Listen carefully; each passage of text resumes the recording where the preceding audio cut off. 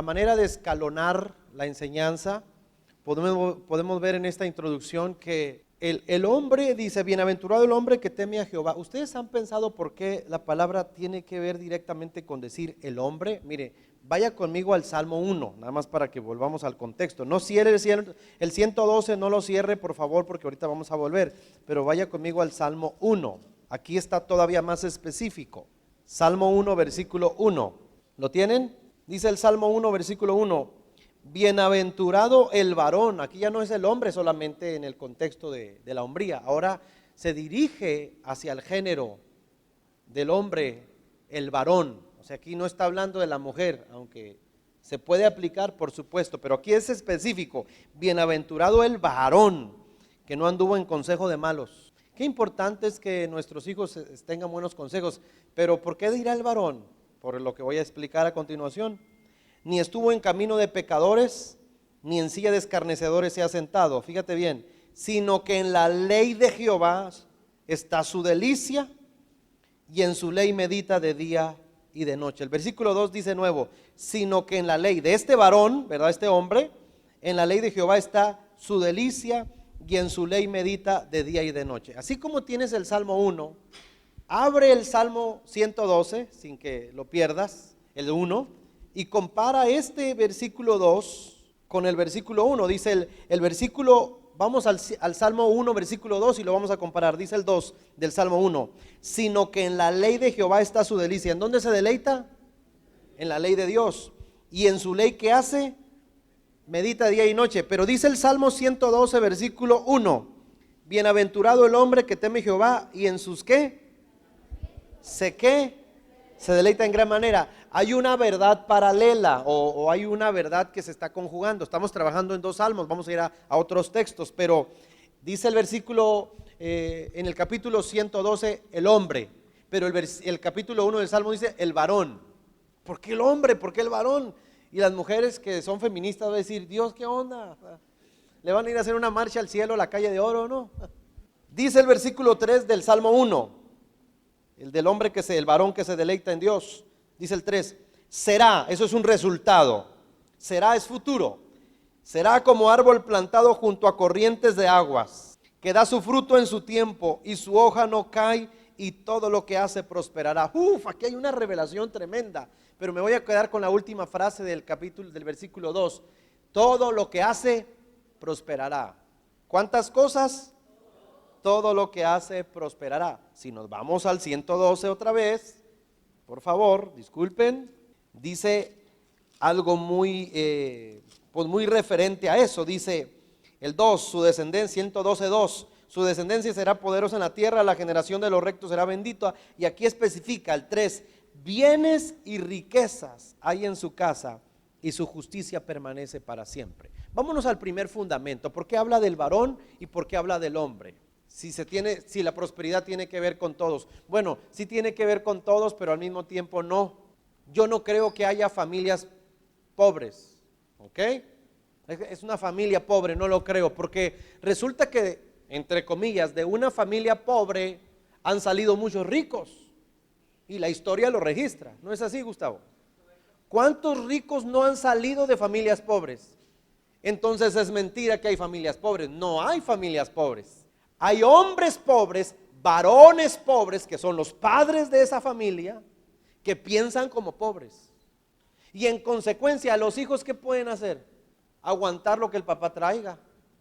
Si el papá cree que tiene limitaciones y le alcanza para sopa de fideo y tortillas y frijoles toda la vida, hasta ahí va a llegar esa familia. No es que haya familias pobres, sino que el líder de esa familia piensa como pobre. Por eso la prosperidad está relacionada, no es que va a excluir a la mujer, no, aquí la mujer no se queda excluida, sino que el fundamento, la razón por la cual el dinero y la economía va a llegar a la casa es por el hombre. Ahora las mujeres que dicen, pero pastor, yo ya pues no estoy casada o no vive mi esposo conmigo, usted se va a convertir en alguien que va a ser bendecida por Dios, que le va a multiplicar, sin duda, pero el principio no lo podemos quitar. Si los hombres, varones, no piensan en prosperidad desde pequeños, cuando se casen van a tener familias pobres. ¿Por qué? Porque él es un pobre en su mente. no va a encontrar trabajo, lo van a correr de todos los trabajos, va a andarle pidiendo prestado al papá, al tío, a los abuelos, va a andar pues dando, ¿no? De aquí para allá. Ahí van con la familia y rentan un cuarto, ahí van con la familia y con otro lugar y rentan en otro lugar, y ahí van de nuevo y piden prestado ya. Pero es el hombre el fundamento. No hay familias pobres, hay hombres pobres con una mentalidad pobre que no tienen aspiraciones para más. Así que todo hombre debe ser alguien que aspira, pero esa aspiración o esas ganas de triunfar no pueden ser elementalmente carnales, sino que los dos versículos, tanto el capítulo 1 de Salmos como el capítulo 112, solo a manera de introducción, habla de que ese hombre, su primer deleite no es el trabajo, es la ley de Dios, son los mandamientos de Jehová. Y ahora tenemos a un chorro total de hombres no deleitados en Dios, están afanados en su trabajo. Piensan que por trabajar horas extras, por trabajar de más, por salir a las 12 de la noche, por tener 2 empleos no te hacen más rico, te hacen más esclavo. Es mentira. Si trabajar mucho te llevara a la prosperidad, pues los ricos fueran los que trabajaran más, pero resulta que los que más trabajo tienen o los que más trabajan son los que menos tienen y menos calidad de vida tienen. Así que si queremos cambiar una sociedad, tenemos que ir a las bases. No podemos culpar a los hijos, no podemos culpar a la esposa. Hay responsabilidad, por supuesto. Tenemos que ir con las cabezas y decir, la casa que tienes, el cuarto que tienes, que está medio caído, medio pintado, medio terminado, la casa que no has pagado, es tu responsabilidad porque tú eres el líder. ¿Por qué no? ¿Por qué a lo mejor siempre andan con esas limitaciones? Porque no hay familias pobres. Hay varones, hombres, que no se deleitan en la ley de Dios. Y en consecuencia buscan el dinero. Quieren dinero, pero no quieren a Dios. Y convierten el dinero como un Dios. Y por eso se afanan y trabajan por dinero, cuando deben deleitarse primeramente en Dios y en sus mandamientos. ¿O no dijo el Salmo 101? Bienaventurado el varón que no anduvo en consejo de malos, ni en silla de escarnecedores se ha sentado, sino que en la ley de Jehová está su delicia, y en su ley medite de día y de noche. Será como árbol plantado junto a corrientes de agua que da su fruto, y todo lo que hace prosperará. Está hablando del varón. Yo entiendo que nuestra cultura, sobre todo occidental, no oriental, porque la Biblia es oriental, no es occidental. Y cuando hablo de oriental y occidental, nada más para entender, la Biblia no se escribió en el continente americano, pues se escribió en Oriente, en Asia, en Europa y en África. Allá se escribió la Biblia y tiene un contexto de allá. Yo entiendo que en Occidente la mentalidad más libertina le da referencia a la mujer que le dice, mija, trabaje, estudie, termine una carrera, porque no sabe quién le va a tocar. Ya hay un anticipo a la pobreza. Ya hay un anticipo al fracaso. ¿Por qué? Porque la misma cultura occidental da como evidencia que el hombre occidental no se asume como responsable del hogar. Ahora pueden decir, pastor, pero esto es una predicación para el Congreso, tíreles duro.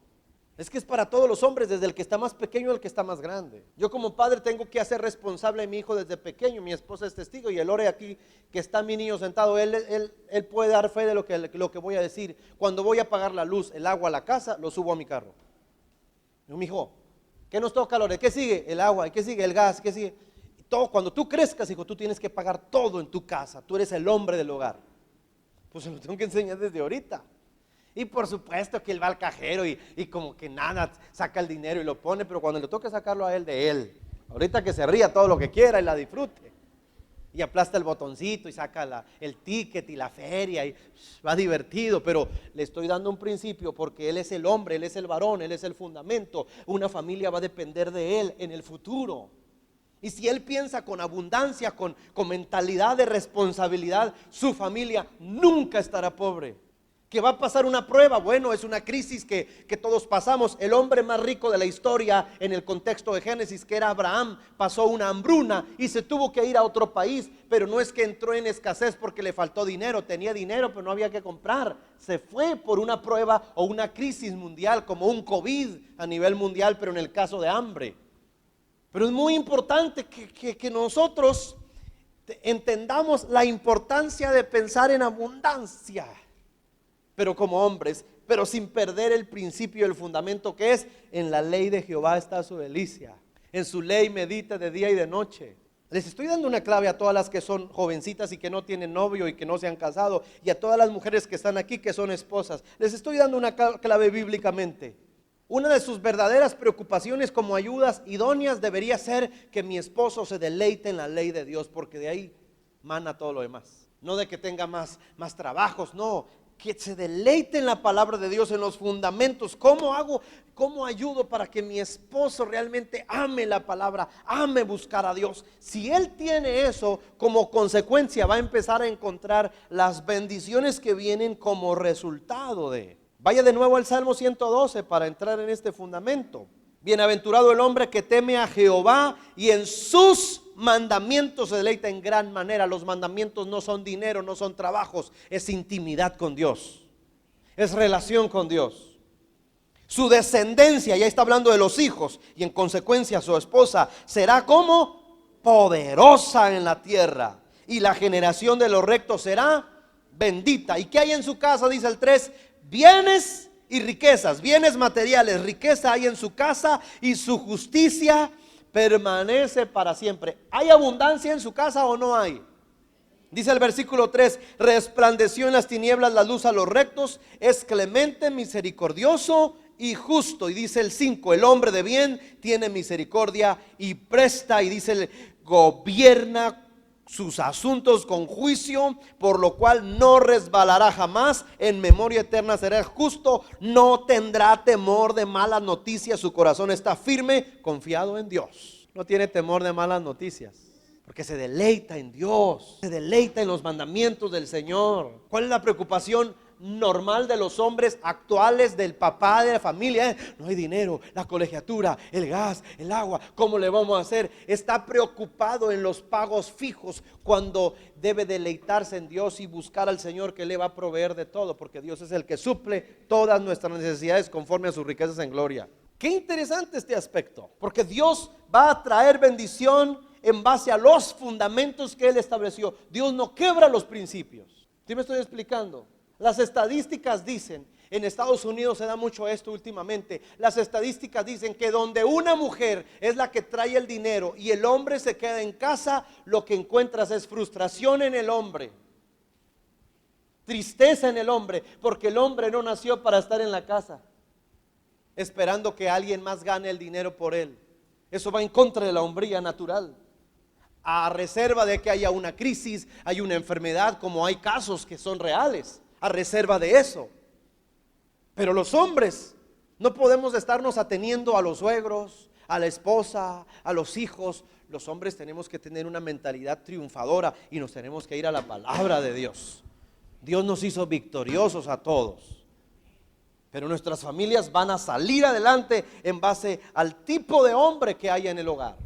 No hay familias pobres, hay mentes pobres, y la mente pobre de esa familia es el líder. Dicen amén. Ahora vaya conmigo por favor al Salmo 37. Parece que mi esposa estaba muy de acuerdo con lo que yo iba a predicar hoy, porque resulta que leyó el Salmo 37.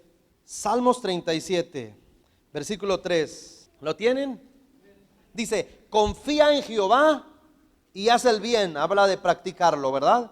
Y habitarás en la tierra y te apacentarás de la verdad. Deleítate a sí mismo en Jehová. ¿Y qué va a suceder?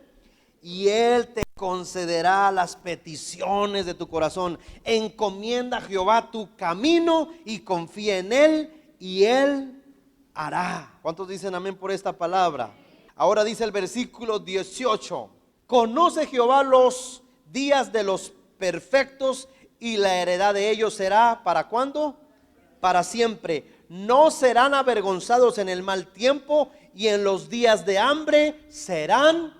Habla de los que se deleitan en el Señor, los que tienen el fundamento. Entonces, cuando hablamos de ser emprendedores, todos los que somos aquí, aunque hay muchas mujeres emprendedoras, y gloria a Dios por su vida, pero el hombre, el primer fundamento no es el nombre del negocio, los productos que voy a vender. El primer punto para un verdadero hombre que va a llevar a su familia a otra dimensión es: Señor, tú serás mi deleite, Tu palabra será mi fundamento y mi familia nunca se apartará de tus mandamientos. Yo me voy a encargar de ser ese sacerdote que mis hijos quieren y en mi casa vamos a tener temor tuyo. ¡Wow! Va para otro nivel esa casa, va hacia otra dimensión. ¿Por qué? Porque hay un deleite en la palabra de Dios, hay un deleite en el corazón de los hombres. Y luego dice la palabra de Dios en el capítulo 37 nuevamente, versículo 30.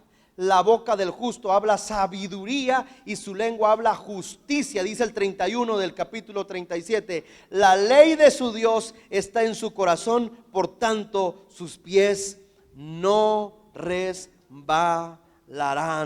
La ley de su Dios está ¿en dónde? En su corazón. Bueno, entonces, si ponemos este fundamento y van abriendo por favor Josué 1:8, algo que hemos leído muchas veces. Vamos a poner el fundamento, la palabra. Josué 1:8 dice: nunca se apartará de tu boca este libro de ¿qué? De la ley. Nunca se apartará de tu boca este libro de la ley, sino que de día y de noche meditarás en él, para que guardes y hagas conforme a todo lo que en él está escrito, porque entonces harás ¿qué? Y todo te saldrá. Entonces, la palabra de Dios, voy a ver si me sale este dibujito. La palabra de Dios debe ser el fundamento por el cual toda familia va a vivir una prosperidad verdadera. Pero para que la familia pueda entrar en un terreno de prosperidad, tiene que haber un líder. Alguien que tenga una mentalidad con temor de Dios. Ahora, ¿qué tenemos? ¿Cuáles son los ejemplos de los hombres que no tienen temor de Dios? Han sido diputados, han sido gobernadores, han estado en puestos de privilegio donde se gana mucho dinero. Que estos hombres en esos puestos no tienen el fundamento, tienen la mentalidad de agandallar todo, de quedarse con todo, de llegar a la riqueza por puertas falsas, sean narcotraficantes o sean políticos, los dos son lo mismo. ¿Y qué pasa? Sí, empiezan a tener dinero porque roban, porque extorsionan, porque aceptan corrupción, pero estos hombres después entran en peligro y tienen que huir. No es un invento. ¿Cuántos gobernadores no han tenido que huir o cuántos no andan huyendo y su familia cómo queda, en qué posición queda? O los narcotraficantes que ya atraparon, que ya los tienen en la cárcel, y cómo queda. ¿Por qué? Porque ese dinero no funciona, porque esa no es verdadera prosperidad. Porque toda prosperidad que no viene con fundamento de la palabra, entonces es un peligro. Para mí el dinero es un peligro cuando el corazón no tiene temor de Dios. Por eso la Biblia dice: cuando tengas dinero, no cuando no tengas, pues si no tienes te olvidas de Dios y te mueres. Pero cuando tengas, no te olvides. ¿Por qué? Porque muchos cuando tienen, el dinero también es poder. Y si no hay temor de Dios, ¿qué viene? Vicios, mujeres, hablo en el caso de los hombres, amantes, dinero tirado, placeres, casinos, juego de caballos, de perros, de gallos, de lo que sea, tirar dinero por acá y por allá. ¿Por qué? Porque el hombre que agarra dinero sin temor de Dios, ese dinero lo va a destruir. Va a ser el encargado de destruir su vida. ¿Cuántos hombres no tenían nada y de repente por algunas circunstancias recibieron una herencia o les funcionó un negocio? Pero como no tienen valores y principios y no tienen fundamentos bíblicos, el dinero los echó a perder o reveló lo que había en su corazón, porque no había temor de Dios. O sea, no se trata del dinero, se trata de que el hombre tenga temor de Dios y que el dinero no lo contamine. Y que no lo eche a perder, y que no le gane el poder de tener tanta economía, sino que el temor de Dios no lo aparte, como a Job, que a pesar de todo lo que tenía, era un hombre íntegro, temeroso de Dios y apartado del mal. Usted puede tener bíblicamente todo el dinero que Dios le pueda permitir, hasta donde pueda llegar, siempre y cuando no se aparte de Dios. Que el dinero nunca ha sido un problema. La Biblia no dice que el principio de los males es el dinero, el amor al dinero. El querer el dinero, el amar al dinero, el dejar de estar con la familia por dinero, por más trabajo, el estar disfrutando a la esposa por estar con otras mujeres, el estar disfrutando o dejar de disfrutar a los hijos por estar en vicios, ese es el amor por el dinero y después desviarse el corazón. Entonces necesitamos que nuestro liderazgo en el hogar, tenga un fundamento, y ese fundamento debe ser la palabra de Dios. Hasta aquí me voy explicando, hermanos. Entonces nuestros hogares necesitan o precisan, es necesario que nuestras casas, que en nuestros hogares haya fundamentos, y los fundamentos deben ser 100% bíblicos. Fíjate el deseo de Dios en la carta de Juan, atrasito de Apocalipsis, en la segunda carta de Juan, tercera, versículo 2. Tercera carta de Juan, capítulo, pues nomás tiene un capítulo, versículo 2, ¿lo tienen? Tercera Juan, versículo 2, ¿lo tienen? Dice: amado, yo deseo que tú seas prosperado en todas las cosas y que tengas salud, así como prospera tu alma. Va de nuevo: amado, yo deseo que tú seas prosperado en todas las cosas y que tengas salud, así como prospera tu alma. La prosperidad en todas las áreas: prosperidad en el alma, prosperidad en el cuerpo, prosperidad en todas las cosas. Yo deseo. Tiene un fundamento la prosperidad. ¿Cuál es el fundamento de la prosperidad? La palabra de Dios. Y la palabra de Dios me enseña cómo dirigir mis finanzas. La palabra de Dios me enseña cómo administrarme mejor.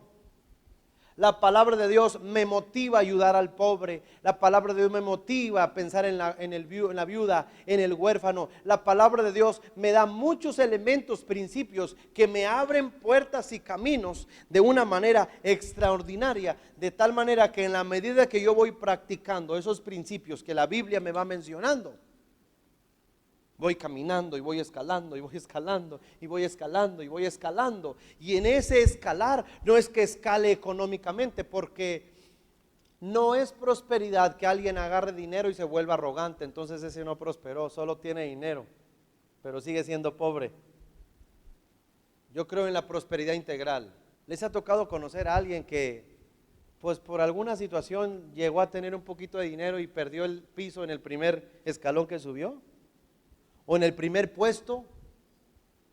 ¿O en la primera economía fuerte que recibió, así como que, ay, llegó la rica o el rico? ¿No? ¿De dónde pues? Cuando nosotros tenemos que ser siempre amables, siempre bondadosos, ser humildes con los demás, disfrutar donde estamos mientras estamos. Porque si nosotros no, como padres de familia, no enseñamos esos principios a nuestros hijos y no hacemos que nuestros varoncitos tengan esos principios, entonces nuestra propia familia puede crecer distorsionada en la pobreza o en la mentalidad, entre comillas, de tener, porque solo presume el que carece. Si tú naciste en una casa con economía y dinero, estoy hablando de la gente que realmente creció, que su papá tiene un avión o helicópteros, y para él su naturaleza no es presumir, es que nació en eso. Pues la gente que tiene no presume. ¿Quiénes presumen? Los que nunca tuvieron, y cuando tienen quieren presumir. Ahora tengo, cuando tú tienes. Y déjate de esas cosas. Dios te va a bendecir mucho. Bendice a todos los que estén a tu alcance. Ayuda a todos, porque Dios no te va a bendecir para que le presumas a todos y le tires billetazos encima y pases con la faja de billetes o con tu carro el año. Que puedes tener todo eso, pero si tu corazón está para que el otro vea, para que veas de dónde estoy, para que vean de dónde me sacó el Señor, de ahí no te está sacando el Señor. Ojalá te sacara la arrogancia que tienes. La humildad es una naturaleza de los hijos de Dios. Dijo el apóstol Pablo: como no teniendo nada, mas poseyéndolo todo. Dios quiere familias bendecidas, pues ese es su plan. Su plan es que no estés en deudas. Su plan es que no le debas a nadie. Su plan es que puedas ser buen administrador, te puedas ahorrar mejor, puedas administrar los recursos. Pero si mi deleite no está en Dios, si mi familia no se deleita en Dios, sino por el contrario, aquí viene una situación que es importante señalar para aquellos que por fe van a ese lugar donde Dios nos va llevando a todos. No hay economía, hay pues escasez. Buscamos a Dios, le pedimos a Dios, pero cuando hay personas que Dios los empieza solo a bendecir, le da un poquito más y les da un poquito más, entonces como que entran en una zona en la que ya no tienen tiempo para orar, para buscar a Dios, para asistir, para servir en la congregación, como que la misma fuente de ingresos, o no sé, el mismo nivel que está subiendo, como que los rebota de con Dios. Y yo creo que esa ecuación es tóxica. Yo creo que uno entre más tiene, más agradecido tiene que ser. Entre uno más bendecido es, más humilde tiene que ser. La humildad no es para los que no tienen, porque los que no tienen, van a tener humildad de qué? Por ejemplo, hay una carrera, el que gana el primer lugar le dan un trofeo, le dan dinero, y el que gana el último lugar pues no le dan nada. ¿Quién de los dos necesita humildad? Que ganó, porque el otro que pues perdió, ¿qué humildad? Quiero ser humilde para que vean que soy el perdedor. No, pues no se puede, pues. La humildad la necesita el ganador. Tener la humildad de reconocer que fue una buena competencia y no creerse más que los demás. La humildad la necesitas cuando estás en una posición en la que la posición te puede dar arrogancia, presunción o altivez. Humildad, amor, cariño, comprensión, empatía. Un pequeño detalle nada más que yo y mi esposa vivimos ayer y antier en la Academia de Obreros. Todos conocen al pastor, bueno, no digo todos, probablemente no todos, pero el pastor de Portadores de su Gloria, que ha venido aquí con nosotros. Fuimos a sus aniversarios, no disfrutamos. En plena lluvia nos tocó predicar, todos los que fueron esa vez terminaron mojados, empapados. ¿Por qué? Porque pues no había lona, o sea, lluvia. ¿Quién le tocó ir? A ver, le quiero ver las manos para que. ¿Cómo estuvo la lluvia ese día de la predicación? Y en el lodo estaban ministrando ahí, caía la bendición. Fuimos de corazón y disfrutamos y saboreamos, porque así nos pasó de vez en cuando aquí, ¿verdad, mi amor? Cuando estábamos en las lonas. Lo amamos a ese pastor, es una iglesia, una misión pequeñita que va y le deseamos lo mejor al pastor y queremos. Y entonces el pastor tiene una necesidad y nosotros tenemos bocinas. Entonces, ¿qué hacemos? Pastor, cuando quiera venir por las bocinas, se las pudimos vender, se las pudimos vender en pagos, pero es una iglesia que no tiene, pues. Así como nos ayudaron, tenemos que bendecir, ¿no cree? Bueno, entonces se llevaron 3 bocinas y ahí cargaron, todo contento el pastor, son suyas, todo lo demás que pueda haber, lo damos, como hemos donado cosas para la iglesia de Ensenada, algunos saben. Y estábamos desayunando ayer con el pastor Jorge, eso pasó el martes en la noche, el miércoles desayunando, y el pastor, mientras estábamos platicando, pastora, quiero decirle nada más que las bocinas que están en la iglesia, que son mías, que es esa bocina, que vale como 25,000 pesos, y esa otra bocina, son suyas, son de Comunidad de Fe, las estamos donando aquí mismo. En la noche nosotros donamos y en la mañana nos estaban donando esas bocinas. Dije, ¿por qué no doné un carro?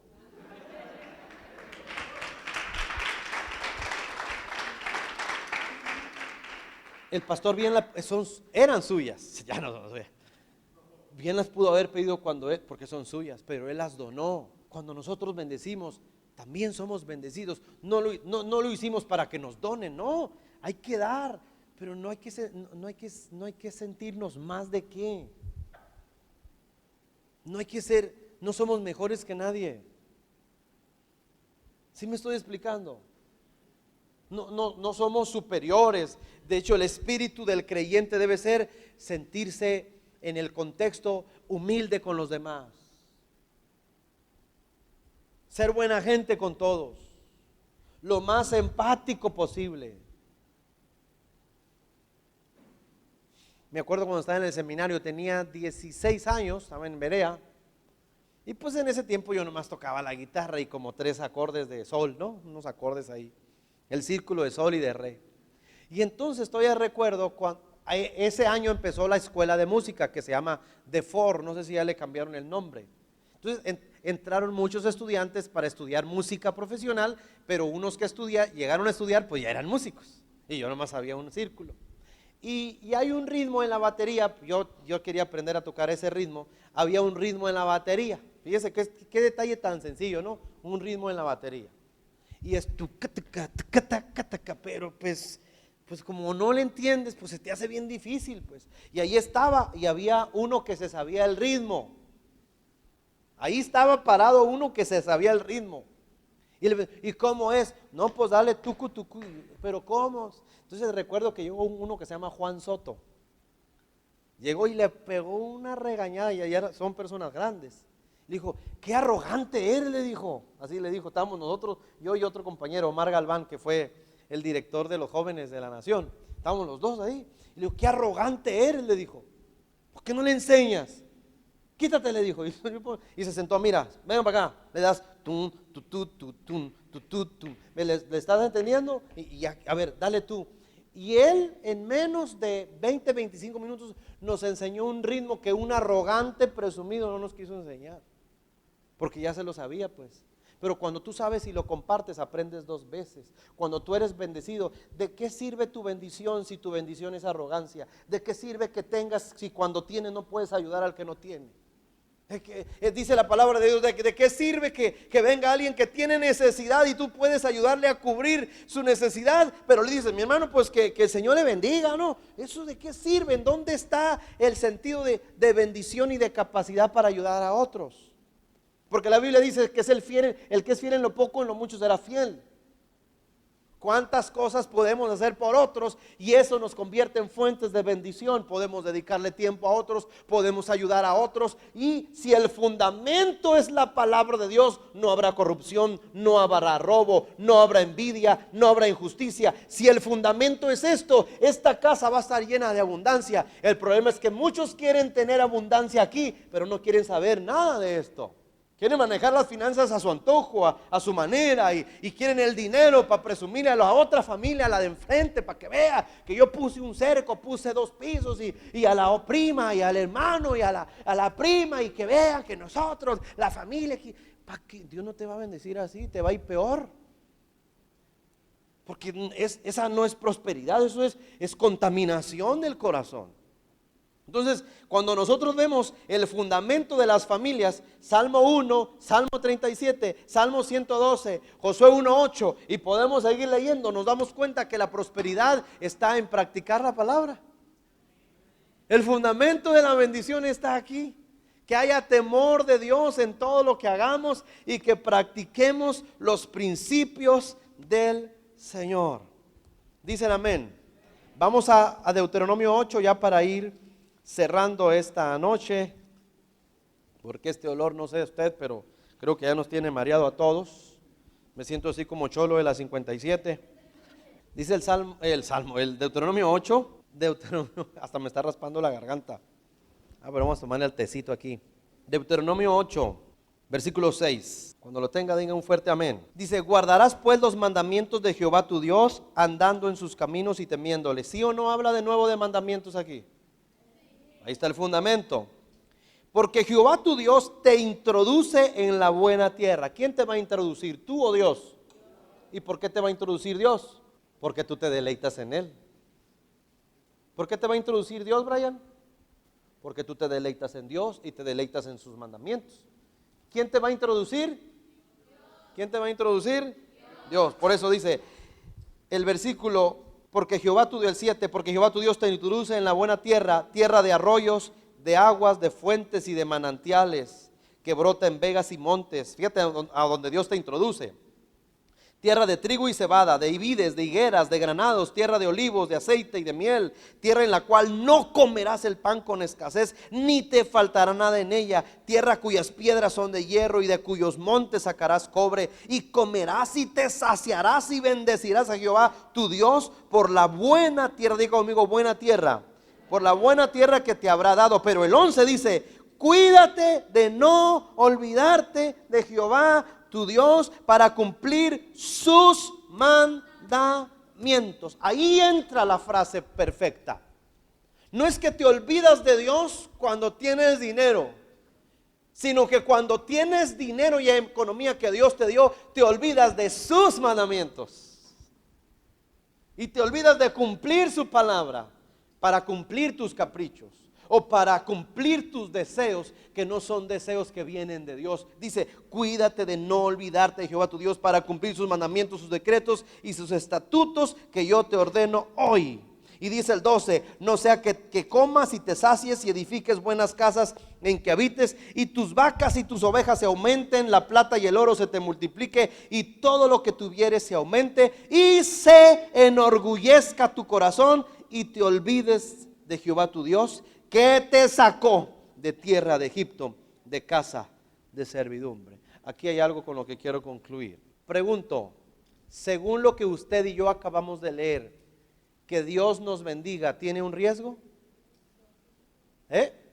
Por supuesto que sí. ¿Cuál es el riesgo? Que yo me olvide de quién. ¿Y quién me dio todo lo que tengo? ¿Tiene un riesgo? Bueno, aquí va el principio. Dios nunca nos va a dar dinero o nos va a dar casas, vides o todo lo que aquí menciona para olvidarnos. Eso sería, si le bajas poquito, sería contradictorio. Pero yo quiero que analices esto. Piensa en Dios como un padre y nosotros que somos sus hijos. Mientras estás en el desierto, como estuvo este pueblo 40 años, comían pan y comían agua y tomaban agua. ¿Qué comían?